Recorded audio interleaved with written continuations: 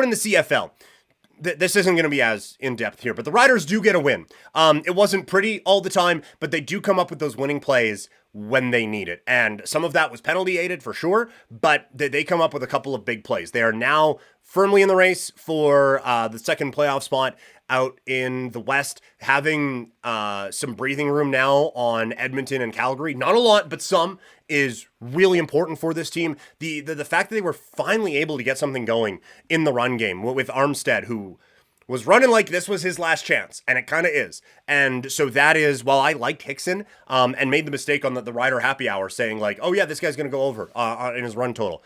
This was why, and this was why I was a little pissed that I couldn't find a run total for Armstead going into this game, because Calgary's run defense is dog shit. But this was such a huge breath of fresh air for Saskatchewan to have that dynamic of a playmaker, making plays in the run game, making life easy for Trevor Harris. Going down to the fourth quarter, he had like 18 passes. Like this was not a pass-heavy game. The Riders just ran it down Calgary's throats and then came up with enough big plays defensively to get the victory. For Calgary, this feels done. I have been pretty consistently putting them at the bottom of my power rankings the last little while. I think you can see why. They get the big play on the quarterback sneak, which, wow. Against a Riders team that has been just dominant in the run game this season. And then they were able to get a little bit there with Mills going, and he was able to actually break one of the bets that we did have, where we had him under for his total. But still, this was... yeah, the stamp's been done before it started. Toxic, that's fair. It felt like if they were going to be undone, that this was going to be the week to do it. That this was going to be the time. Saskatchewan hadn't won since like June. It had been 7 games, and it had been since 2001.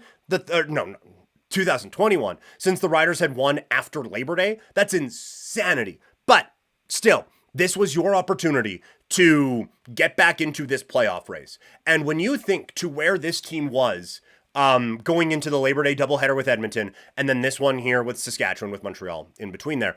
But you had an opportunity going into that Edmonton one where it was like, yes, no, this Edmonton thing, nice and cute. We're going to put it in the dirt. It wasn't even Trey Ford doing that against the Stamps, right? It was McLeod Bethel Thompson who was picking them apart. You had a chance to just be like, hey, this is cute, fun story, but it's going to be like last year, or it's a fun story for a last place football team. Now, know your place and go sit down there. Instead, Edmonton was just keeping the basement warm for Calgary, who is now, I think, firmly planted in there and have a long way to go to get out of it. I think, again, your concerns about the quarterback are legitimate. I don't think he's the reason they lost, but it didn't come up with the big plays when they needed. And this defense that was supposed to be the strength of this team this year, doing the CFL previews and all of these things, you look at the talent they have on the defensive side of the roster. When I was doing my difference makers this year going into this season, all of them were on the Stamp side. All of them on the Stamp side were on the defense. And that defense has been a difference maker, and it's why they're losing. And that is just shocking to me. Hamilton stays hot with a win over the Argos. I said before, it felt like a good matchup for Hamilton. They are playing a whole lot better, and now the Argos really have to play better if they want to get this thing into the postseason. I mean, they're going to...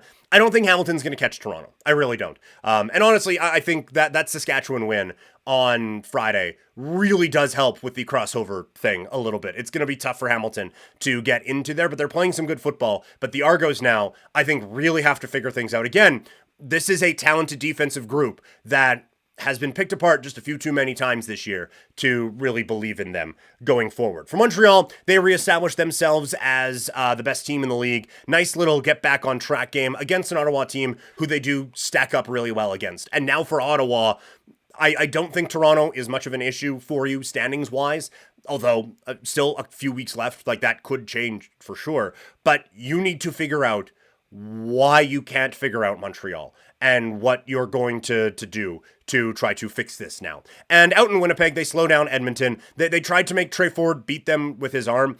They were rushing 4, and I think had 2 spies on him, which is quite the thing to do in the CFL with all the receivers running around and all the space that is out there anyway. And so they did a good job in kind of limiting that. Brady Oliveira looked like a beast. I don't know what it is. I still do not feel fully locked in on Winnipeg as like the clear, oh yeah, number one in this league, and in the West more specifically. Like I still think they're gettable for BC, very much so. Like I still think if we were playing Madden and CFL teams were included, and you could just like best on, like everyone is playing at their best, who wins? It's BC. And honestly, I don't think it's that close.